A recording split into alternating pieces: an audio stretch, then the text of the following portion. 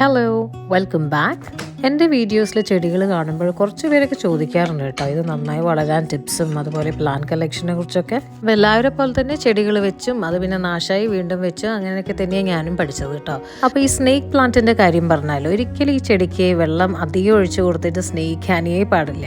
ഞാൻ മണ്ണ് കുറച്ച് ഉണങ്ങിപ്പോയല്ലോ പാവമല്ലേ എന്നും വിചാരിച്ച് ഞാൻ കുറച്ച് വെള്ളം ഒഴിച്ചു കൊടുത്തതാണ്.